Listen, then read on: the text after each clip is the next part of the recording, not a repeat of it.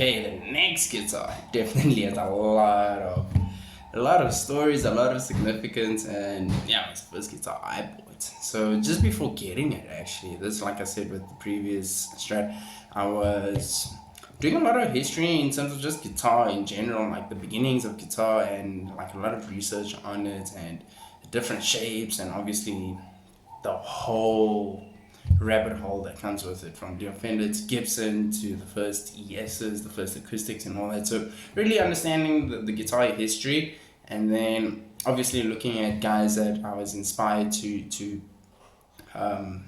play by, right? The guitar shapes that they played and why, and obviously for their sound, etc., etc.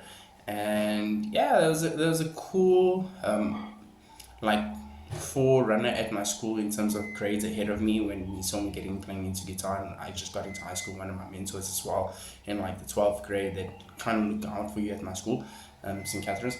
And yeah, he is like, listen, if you really into rock and roll, and you also obviously got the classical and stuff down for school, but yeah,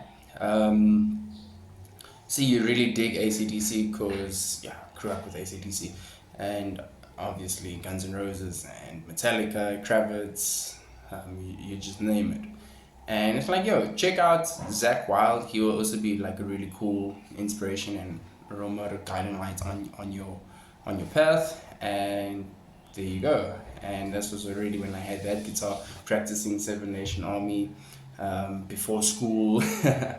And definitely trying to get much guitar in. And eventually I got to the point, then obviously I just took the guitar to school, and I was just jamming at school. And yeah, learning all the greats, like obviously in rock and roll, Led Zeppelin, Black Sabbath, and all those guys. Pretty much like School of Rock. That was very much my pillar. Few peers at school, when they used to come visit me at the house, and we'd just switch on the VHS and put the VCR in and all that, and then I just fool around with my grandfather's acoustic. And this actually came from a while, long before like really figuring out like, okay, this is really what I want to do, because like at 12, 13, that's when I really started playing professional tennis, and obviously got into music, academic wise, doing really good as well. And then yeah, I really just charted my way on each path, and gave a good amount of distinctual time to everything. And yeah, this is like pretty much leading us up to this guitar. So it was yeah, I love Guns N' Roses a lot. And at the time, I also listened to Slash and all his own bands and music that he was busy with, from Snake Pit to SMKC and Velvet Revolver and all that. So it was like this, a couple of weekends I wasn't playing tennis tournaments, and my brother, and I think it was my mother as well. There was a few of us. It was from one of the tournaments I was playing, and we were in the area, and I'm like, hey, I want to check out this music store close to this tennis club at the country club. And yeah, I just looked at all the different shapes and all that, and I'm like, yo, man, this is really cool, and this is the Gibson. I'm like, okay, that's it. And this, like, music store had a poster of Slash in front of the Gibson, and yeah, some other dude like there, I was just jamming on the guitars, and he's like, yo, don't be afraid to use your pinky also, like, make sure you use full use of your left hand. Some advice he gave me, and just scouring through all the other guitars. And my first guitar teacher, Anthony, was the son of my grand's friend, right? And he advised me to go to Marshall Music in Camaro in the Glen, Alberton. Well, Greater Alberton. And yeah, from there, I got my first tuner, and obviously I switched guitar teachers for my practical for school.